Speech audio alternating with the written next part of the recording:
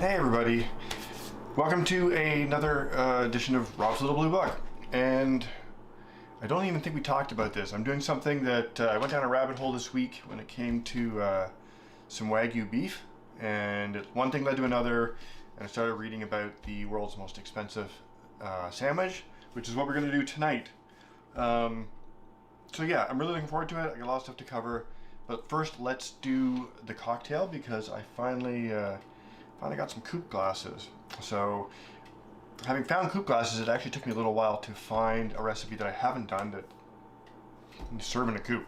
So let's do that first, and we're gonna do the Aperol Flip, which I have not made in a very long time. It's actually kind of a summer drink, but it's tasty. I'm gonna do it. So I gotta grab a couple things. I gotta grab ice and an egg, actually.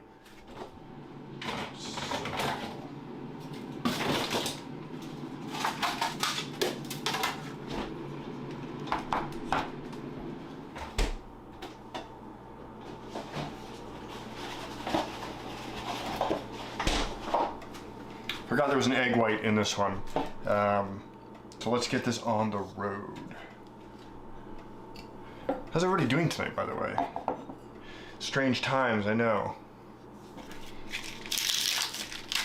So one of the techniques for this drink, which is kind of interesting, is we do a dry shake first, which means we're going to shake all of the ingredients without ice first, and then we are going to add the ice in for the final cooling. And the reason for that is mainly the egg yolk. Oh yeah, or not the egg yolk, the egg white. If you're squeamish about raw egg, don't make this drink, I guess.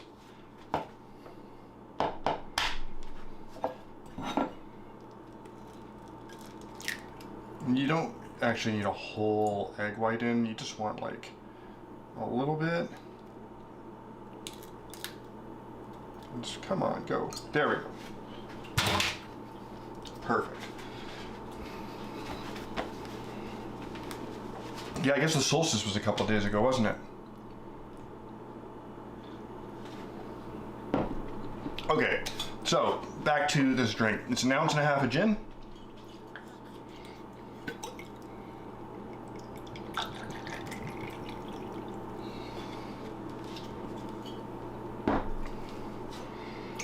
Goes in. And we want about, well, not about, we want about 1/2 ounce of Aperol. Oh, it was yesterday, right? Oh, switch cans, good idea. There we go. As you can see, like the food can. So it's 1/2 ounce of that. And we want about 3/4 ounce of lemon juice, which I have here.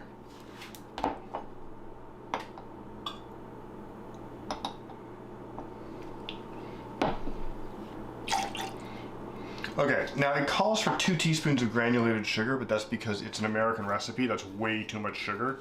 I'm just gonna go with 1 teaspoon. You can sweeten this to your own taste, but 2 teaspoons is just too much. Oh, orange bitters. 3 dashes of orange bitters, or 4, I guess now. And you want to put just a little bit of salt in this guy.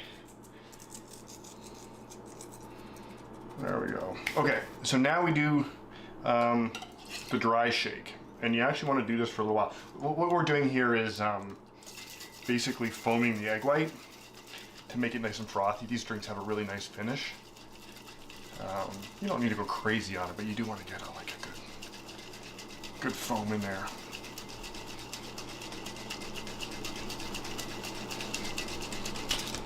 Oh, there we go.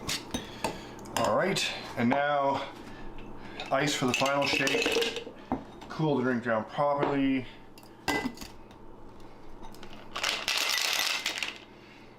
What's a flip? I don't know why it's called a flip, actually.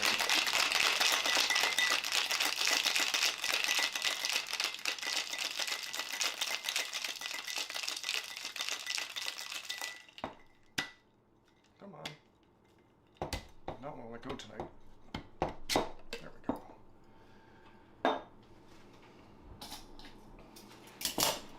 And into the coupe.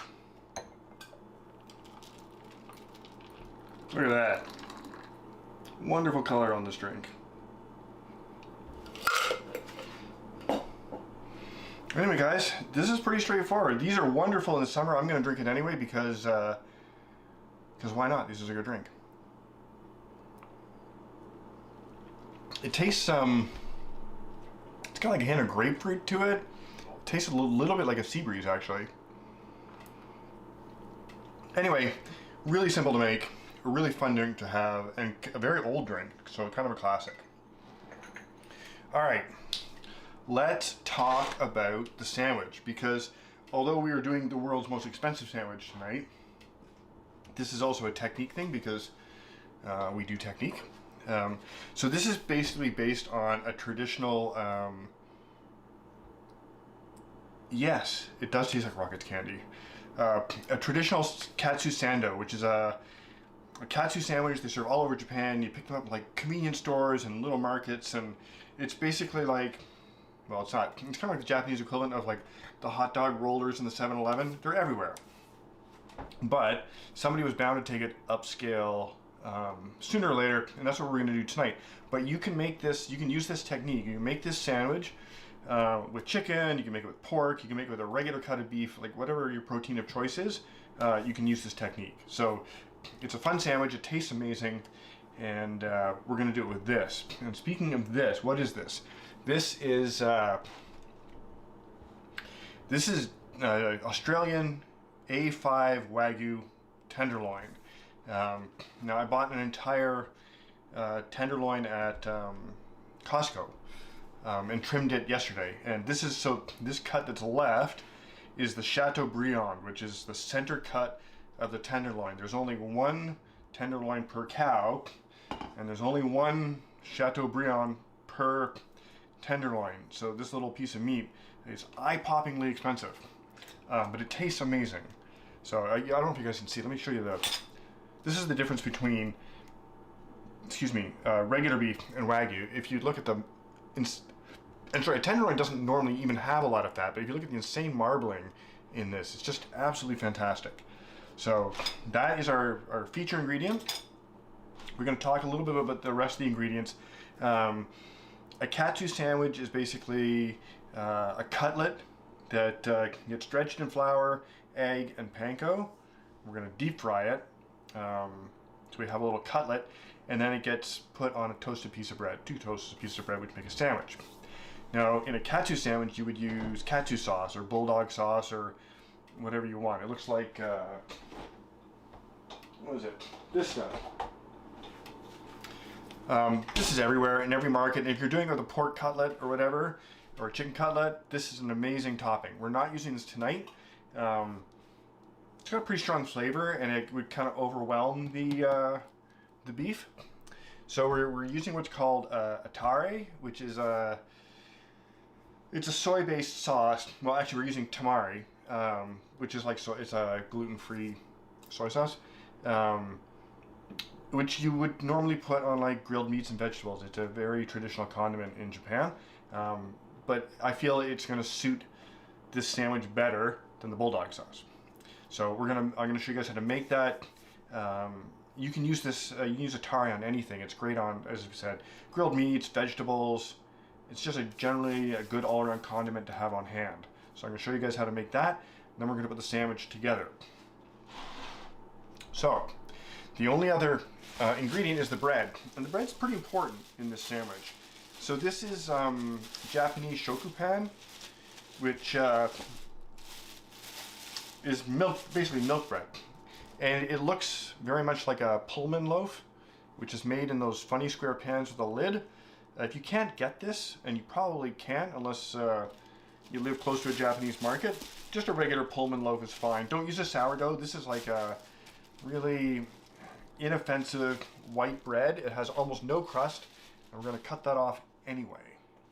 So let me put that aside and move on with the tare, which is going to take a sec. The food camp. So the first thing we got to do is caramelize some onions, which we are going to do relatively quickly If you do your onions quick, you have to really pay attention to them. So at home, if you're not doing this on stream, and you're probably not, take your time caramelizing your onions. Keep the heat down. It'll make your life a lot easier. You don't want to burn them. If they go black, you got a problem and you got to start over again. We do want a pretty deep color on these, so I'm going to sit here and basically stir fry these as fast as I can to get the right color on them. I was tempted to do this before the stream started, but I like cooking with you guys, so we're just going to do it together.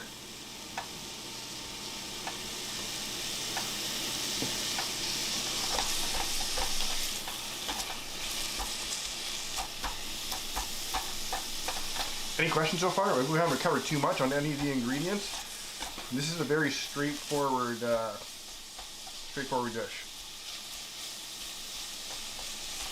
But I have high hopes for it. I'm really excited to do this.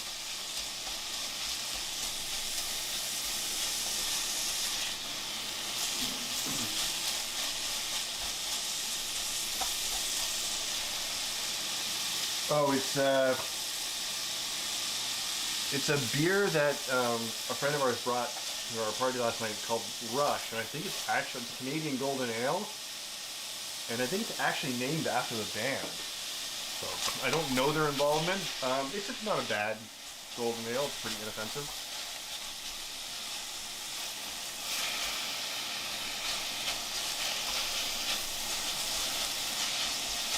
All right. Maybe try a little quick in the meantime. Yeah, it's the band's beer.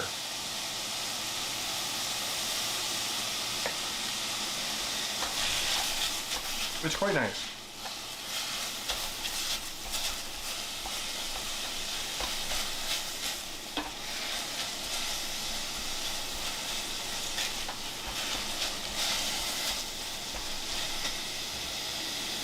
Really? Okay, I'd be tempted to try the Iron Maiden beer. What is it? Is it like a Pilsner, a lager, or a big heavy beer? Makes sense for Iron Maiden? I don't know.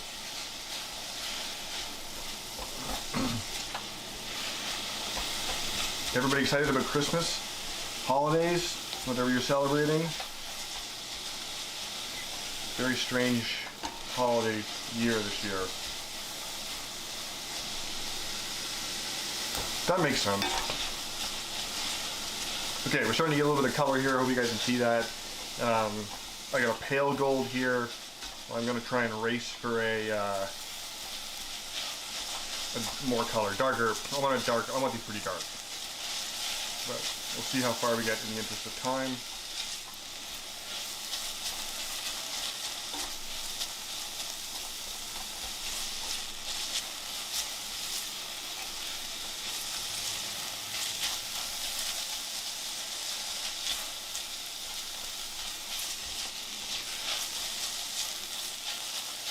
I'd ask everybody what their plans are, but can anybody even make plans?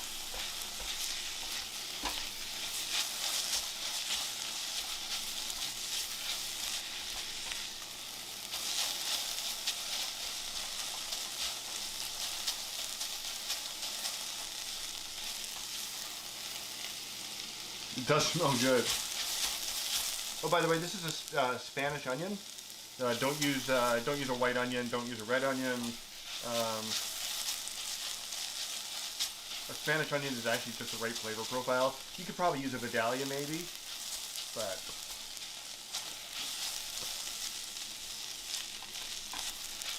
yeah, it's very slow time for us at work too. Nothing happens between Christmas and New Year's, which is kind of nice.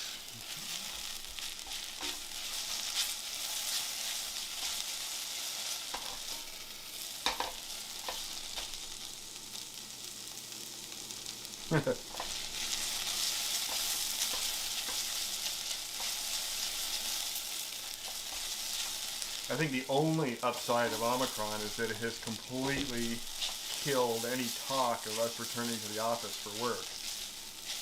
I mean, not that I was planning on going back ever anyway, but definitely put the brakes on any back to work plans.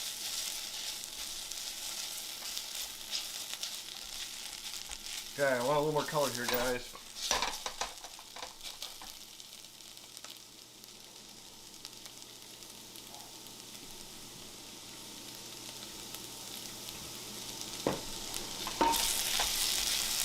Yeah, I have a couple of video game releases I'm looking forward to. My daughter's really excited about a game, which is the third in a trilogy that she plays. It's a very, very bizarre Japanese game. It's not a JRPG, but they have a very strange intellectual property in the universe. And the third one's coming out, and it's actually a mobile game. So we're looking forward to playing that together. Okay, I'm almost there on the onions.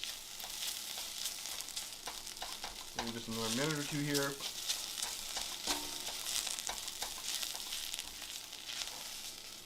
Okay, in the meantime, I want 6 ounces of sake.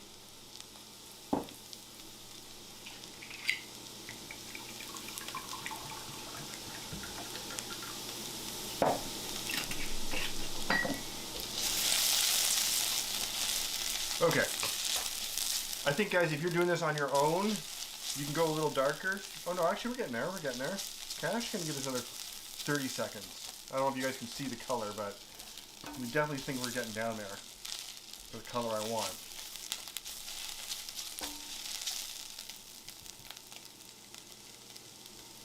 I can do the Philly cheesesteak again.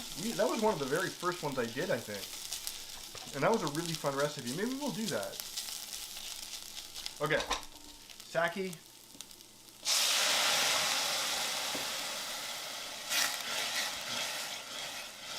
So you want to bring this to a boil, and basically we're going to spend about 5 minutes on this, just cooking off the alcohol flavor. So when you can stop smelling the alcohol, is pretty much where you want to take it to. But we're not there yet. Turn it down just a bit. More, a little much there.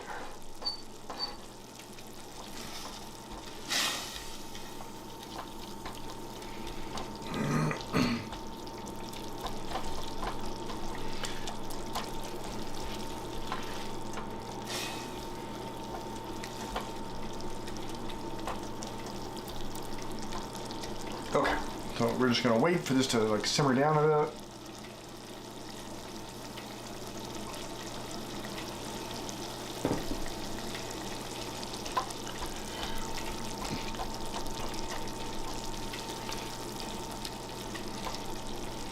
Smells good. Smells like sake. So in addition, after this, we're going to add 6 ounces of the tamari. If you don't have tamari in hand, you can use soy for this. This is something you may not have. This is black vinegar. Or at least Google Translate tells me it's black vinegar. But there you go. You definitely want this. You can get it pretty much any Asian grocery store. This isn't the kind of thing you're going to find in the supermarket in the in the international section.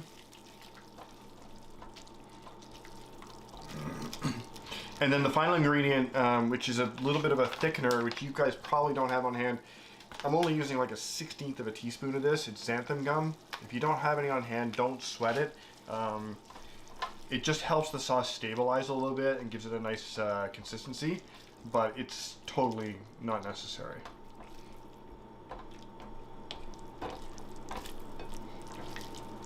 Oh, turn it down too much.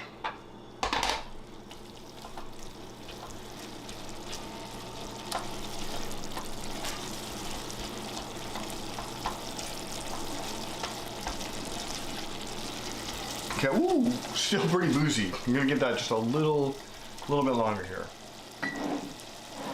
Speaking of booze, we're gonna get back to our drink.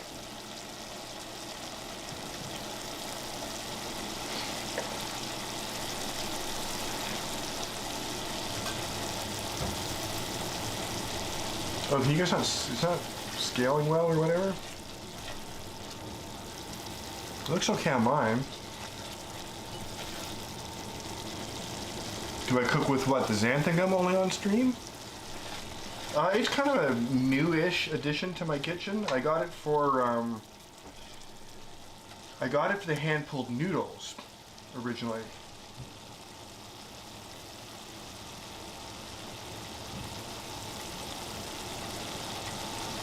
Oh, the burner. No, I use this burner all the time. I hardly ever use the stove anymore. I love this thing. It's so much better than cooking it. We have an electric coil stove, and it is just nothing to write home about, really. So yeah, I pretty much cook almost exclusively on it. If I'm boiling pasta water and stuff, obviously I'll do that on the stove, but I use this quite a bit. I use this like for French omelets in the morning, pretty much anything. All right, so I'm adding here 6 ounces of tamari. We are gonna add 3 ounces of mirin.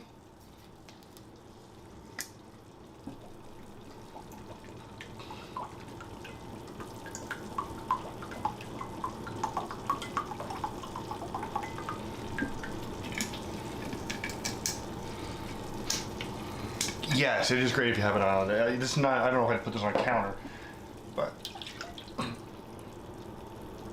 okay. 1.5 ounces of black vinegar.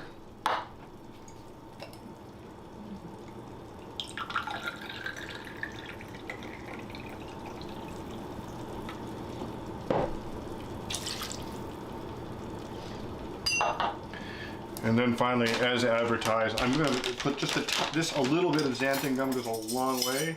So I'm really just putting in like the tiniest little, that's a 1/16 of a teaspoon. Very, very little. Again, if you don't have it, it's not strictly necessary. Okay, so we want to bring this back to a boil and let it simmer just for a couple of minutes to let the flavors blend. And then it goes into the blender to get pureed till it's smooth. Then we can move on with the sandwich, which I'm kind of excited about.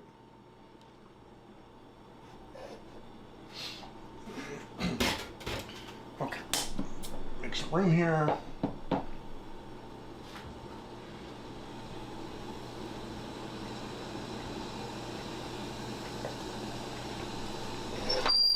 Come on.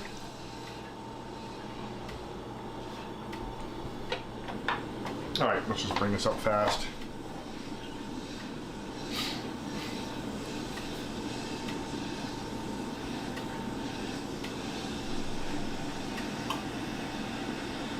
No, the nice thing about xanthan gum is you don't have to do that. You can just throw it right in. Actually, wait.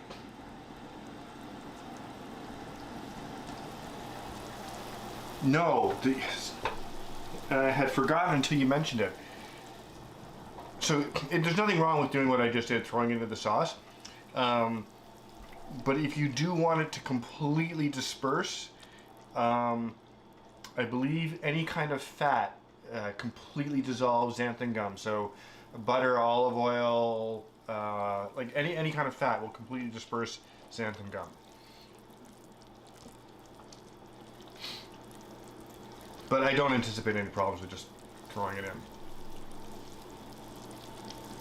It's not like cornstarch where you'll really screw it up if you throw like just cornstarch into a hot liquid.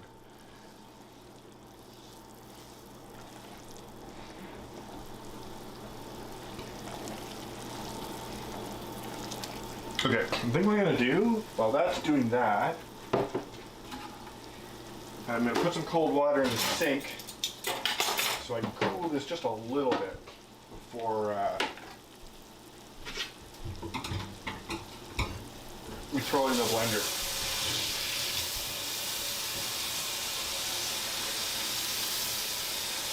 This dish is also toddler approved because we're going to cut the crusts off the bread.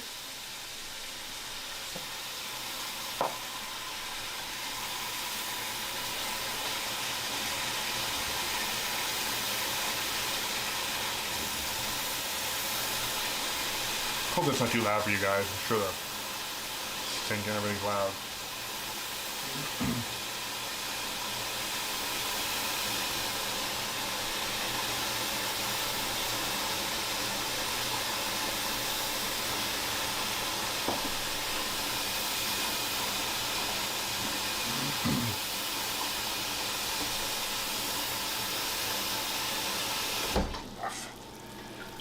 All right, I want this to go maybe another 3 minutes, so just bear with me here. Get a good blend on these flavors.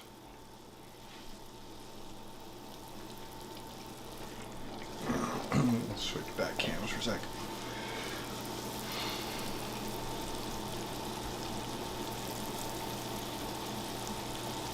I forgot how fun these were. It's a nice drink, and I really like the coupes. I was worried they were going to be a little big originally, but the wash line is just perfect on them. So very happy with that.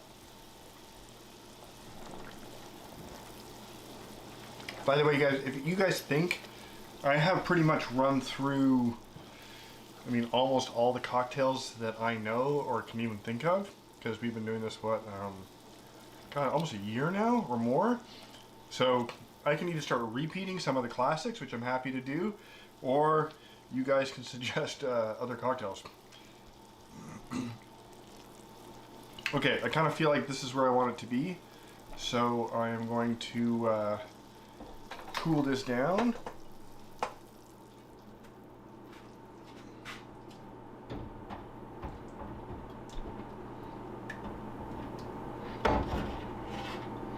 Obviously, if you're doing this at home, you don't need to do this. You just put it on the stove and let it cool on its own. I'm just doing this to accelerate the cooling process a little bit because I need to use it right away.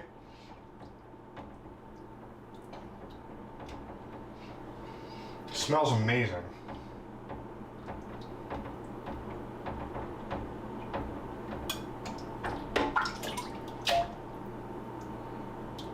Okay. So we'll get to that in just a sec. I'm going to need the blender. Let's get out of the way.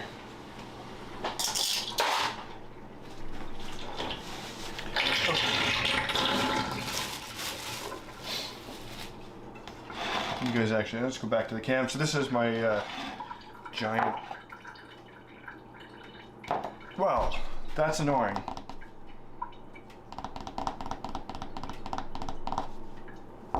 So, you'll notice here, in my eagerness to get going, I have 2 critical ingredients for the tamari, which are just sitting here uncooked and need to go in. So, let's redirect real quick.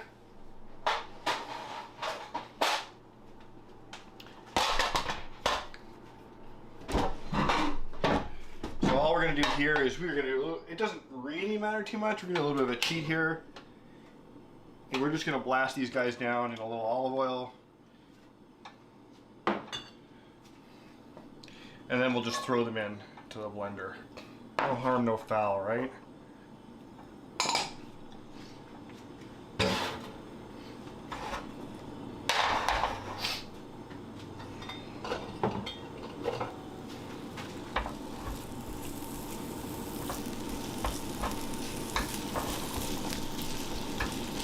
Okay, this will just take like literally a minute or 2. Yeah, you got it. That's my plan.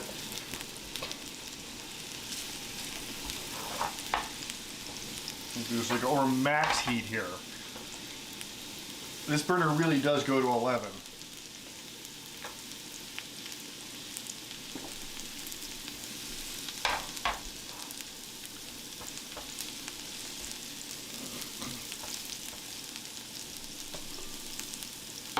I don't know if you guys can see my beast of a blender. It's here. Bring it, can I bring it into view? I don't think I can, actually. What is which? In the pan here, this is garlic and ginger. Yeah, this is garlic and ginger. So I forgot the garlic and ginger. Whoa. Which is now perfect.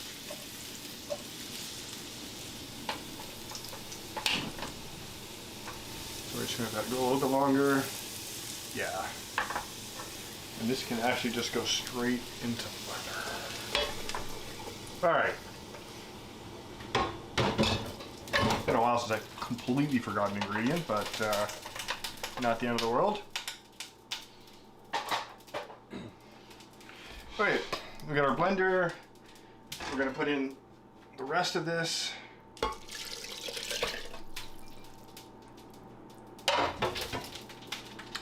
And as always, with blending things that are hot, and this is still, I mean, okay, it's not super hot, but good practice. Just vent your blender. Don't just put the top on because it'll blow off.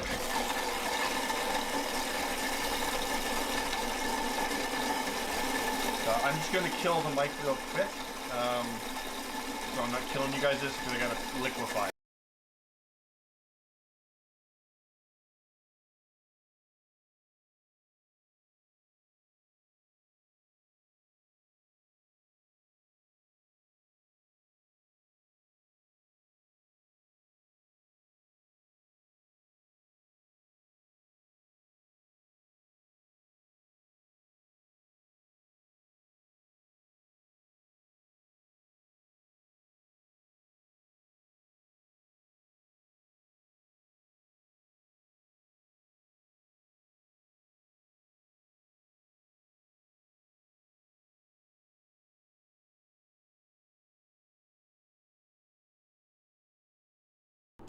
Okay, I'm back.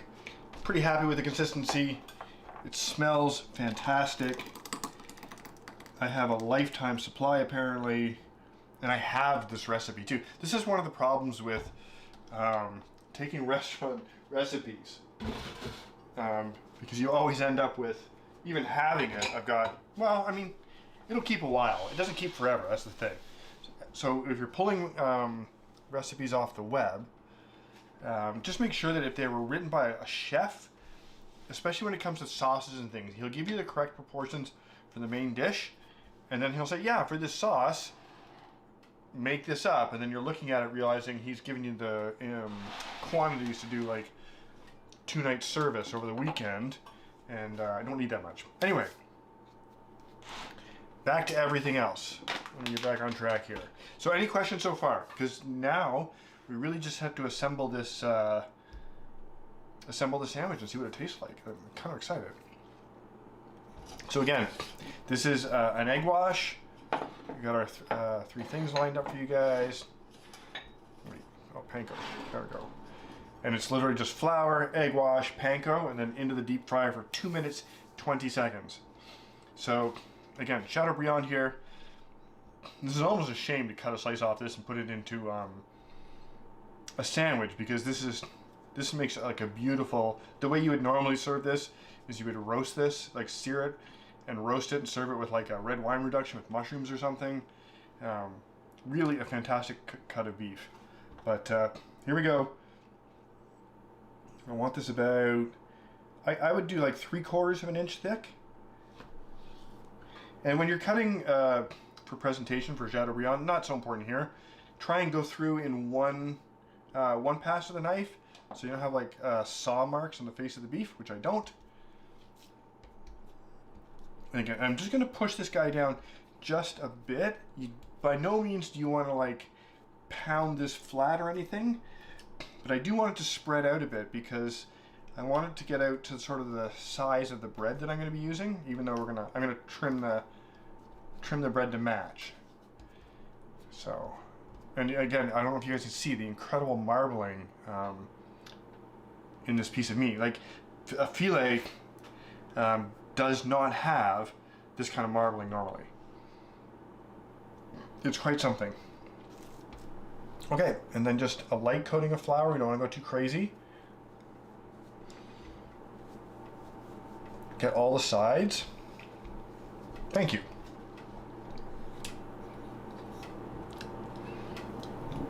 A little bit of a split there.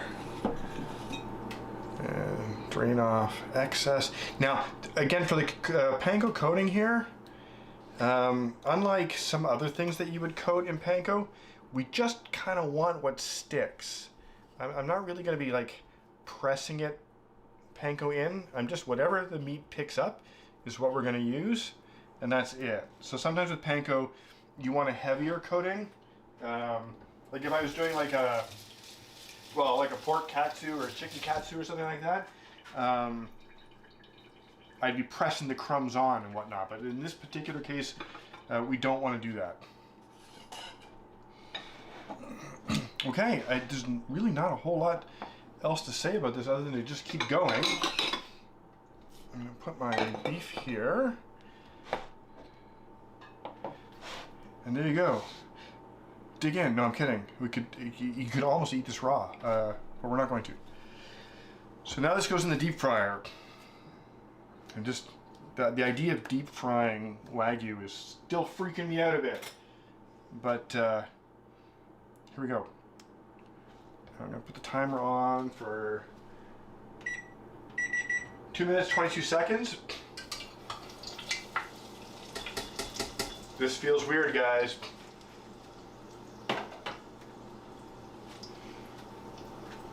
And now we wait. I can clean this up in the meantime.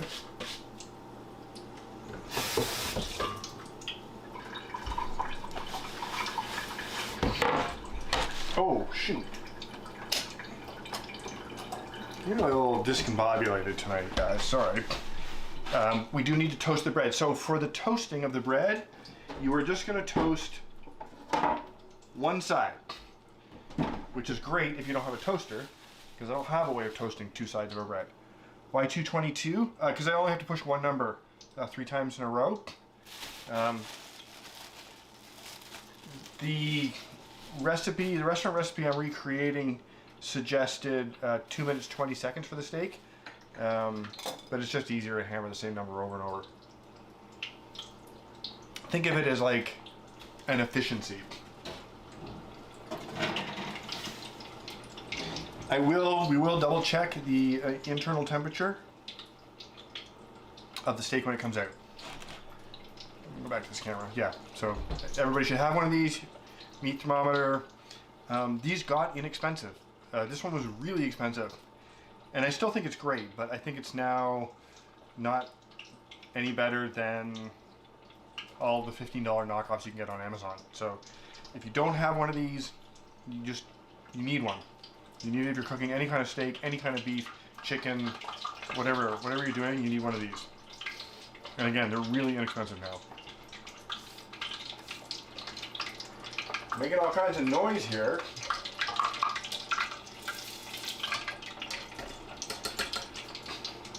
Okay, so the panko is already a really dark color, so I'm really glad we're taking this out in a second.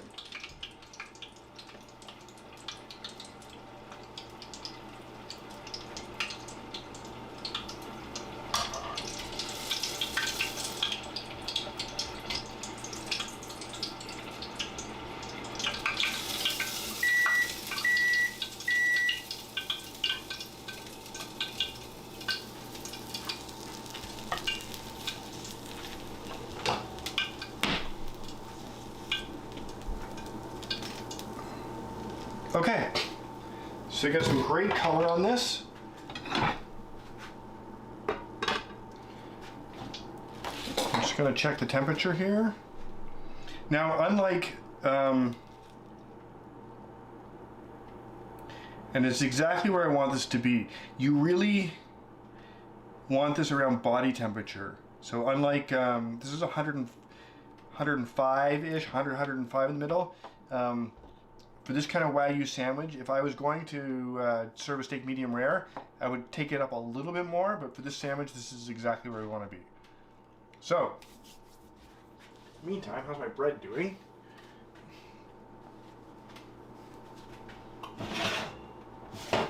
Bread is not ready, which is good because this has to rest for a sec. I gotta admit, guys, I'm super curious about how this whole thing plays out.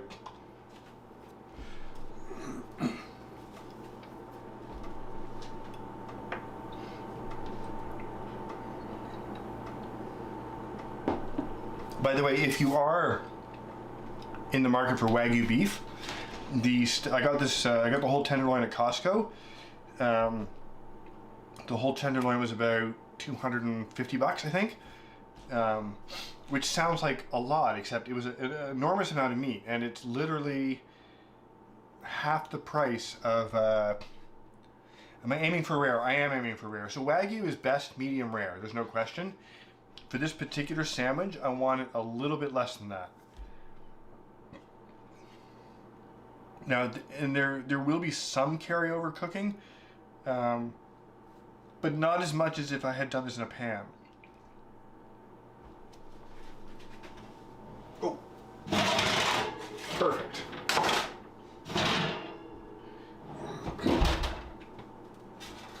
Okay, and we got our shoku pan,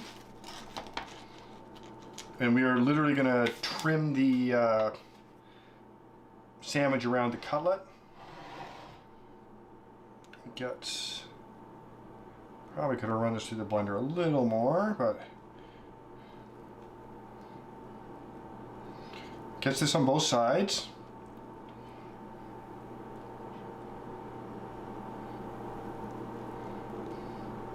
So yeah, when I'm off stream, I'm gonna put this back in the blender and just give it another puree. It's got a little more, it's a little more rustic than I had in mind. But I feel like that's a pretty good place for that. Okay. Now, to finish this off, you do want to take the crust off. And I'm sort of cutting it to fit the cutlet.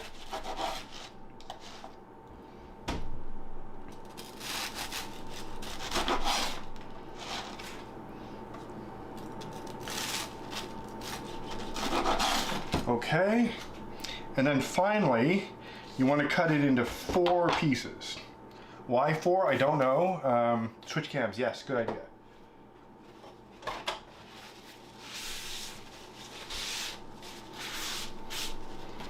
This stuff.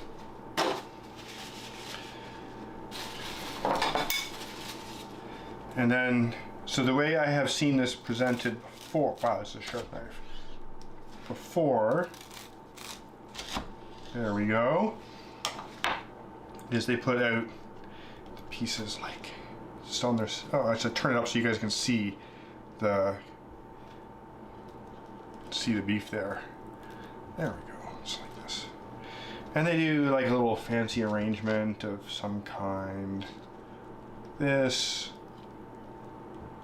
I probably wouldn't serve it on a cutting board. I don't want to end up on Reddit, we want plates. But I feel like this is good for us right now. So there you go, guys. This is, so just so you know, this exact recipe with these exact ingredients is $180 US at the New York restaurant that serves it. I don't know, well actually, who am I kidding? I would pay $180 to have this served to me, but fortunately I don't have to. So I'm gonna try this out and let's see where we get to. I really feel like we kind of nailed the doneness. Let me see if I can zoom in here. This thing has a zoom. Can we get closer on this guy? Oops. Nope, this way. There you go. So I think we nailed the doneness. I'm really pleased with the level of doneness for the steak. I think 2 minutes and 22 seconds was exactly right. I think that the extra 2 seconds was right. So here we go.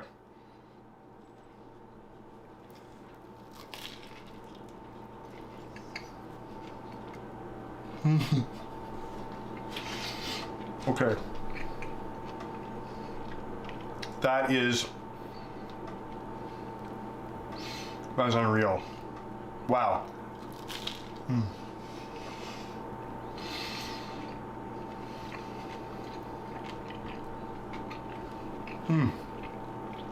Okay.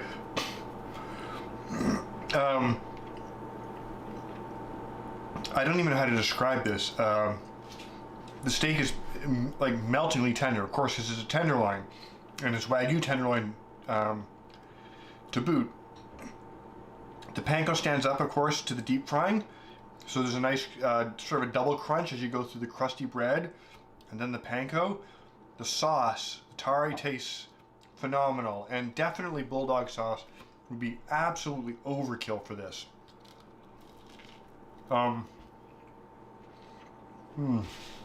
Okay. Excuse me for a second, because I'm only going to be, this is incredibly rich.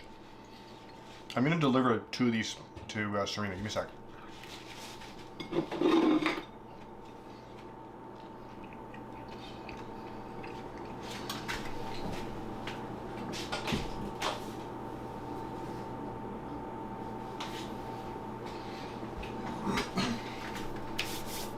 I'm back. And that's actually really bizarre. So there's a significant lag in the stream. And as I delivered Serena her plate, I can see on her screen me leaving the kitchen to deliver the meat. So I had a little like glitch in the matrix moment there, but I think I'm okay. So I'm just gonna take a little bit of sip of something and go into the other piece of this. So I guess to answer the question is this worth $180 per sandwich? Absolutely, 100% worth it. Fortunately, because you guys watch the stream, you don't have to. And this would be a fantastic sandwich. Like, not everybody's going to have a Chateaubriand Wagyu kicking around. But even if you don't, a regular tenderloin would be wonderful. A ribeye would be great. A strip loin would be great. Like, whatever you guys can get, I highly recommend you trying this sandwich out. The Wagyu does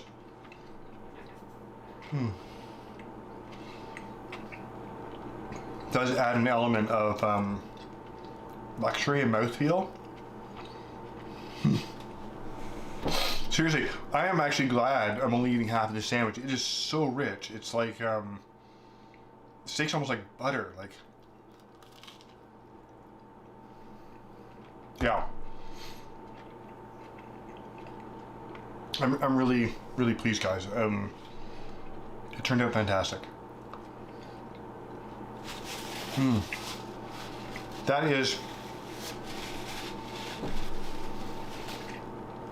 That's the best thing I've made in a long time. Yeah, no question, guys. Wow. I'm literally just savoring it.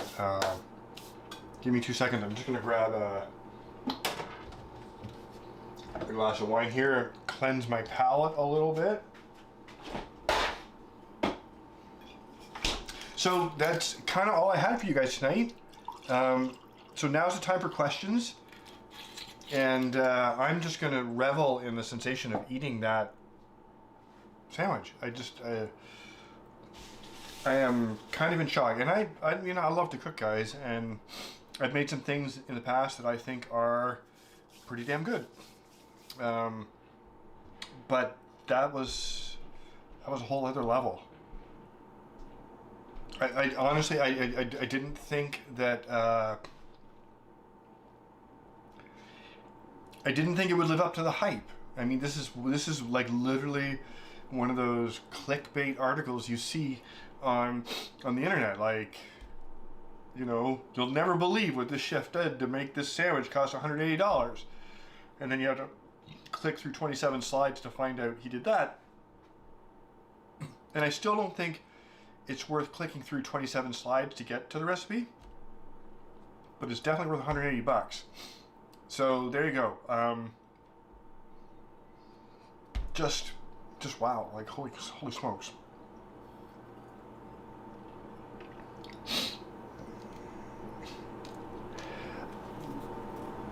I think the sauce is a lot more subtle. Bulldog, which is, you know, this stuff, which is what you would have on any katsu sandwich, which is this is good stuff. I put this on my bacon sandwiches too. But it would overpower the Wagyu. The tare is a lot more subtle, and it really allows it. And so this piece was unsalted. This beef was unsalted, which I was a little concerned about.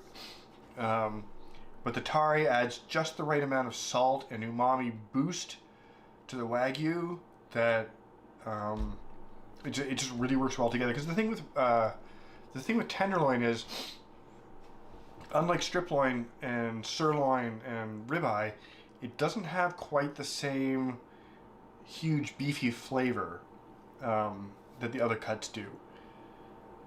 But it's very understated. This is melt in your mouth tender, and yeah, I'm just I'm really just thrilled with the way it came out. I don't know what to tell you guys. It was something else. Like, wow. Yeah. And I'm glad I remembered to put the ginger and the garlic in. But this sauce itself, although it does have like, well, I made a lot, the ginger and the garlic flavors aren't overpowering, and there's enough acid from the vinegar to cut everything else. And now that I've said that, like, I think I would use tamari normally rather than soy. But anyway, there you go. I take back what I said about using straight up soy sauce. Try and use tamari if you can get it. All right, well, I don't have anything else. So if you guys have some questions, I'm going to be here for like another minute. I'll give you guys a chance to jump in if you have a question. But other than that, I'm just going to revel in the taste sensation that was. And we can talk about next week. You guys have any ideas for next week? I keep coming back to the back bacon thing. I haven't fully prepared for that, and I really wanted to do this. So that could be something we can do next week as well.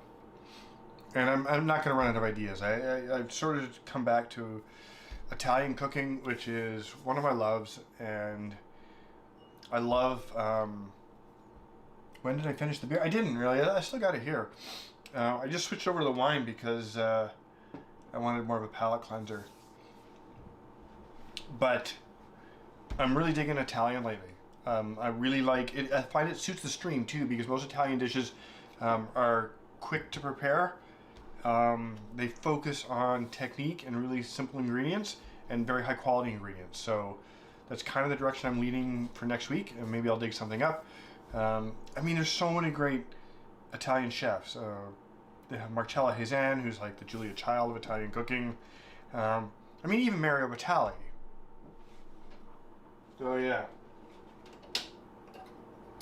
I'm not a huge fan of Mario Batali. He's like a bit of a caricature of his previous self, but I will say he one of his earliest books, which he wrote, when he was a younger chef, he did an apprenticeship, a staging, I guess it's called, in Italy, where he cooked up in the mountains and he cooked on the coast, and he wrote a book called Simple Italian Cooking, A Tale of Two Towns, Tale of Two Villages or something, where he writes down these amazing recipes of what he cooked in these two restaurants.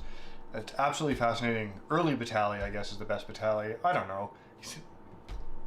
He is what he is, but he's obviously extremely talented and thinks about food in a way that I like. So maybe I'll dig into his book and we'll have a look for next week. So anyway, driving me crazy, guys. I'm here for another minute. If you think of a question other than that, I'll see everybody next week. I was thinking about taking next week off, but now that I think more about it, I don't want a week off. Like, I love doing this for you guys, so I'd just be depriving myself an opportunity to cook, which I never do, and an opportunity to cook for you guys, which I don't want to do. So if that's it, I'm going to sign off. And please, guys, try this one out. Whether you do it with chicken, it'll be good with chicken, it'll be good with pork, whatever you want. I think you'll love it. Simple technique. It's a great thing you can throw together for lunch. Definitely do it. Okay. Good night, everybody.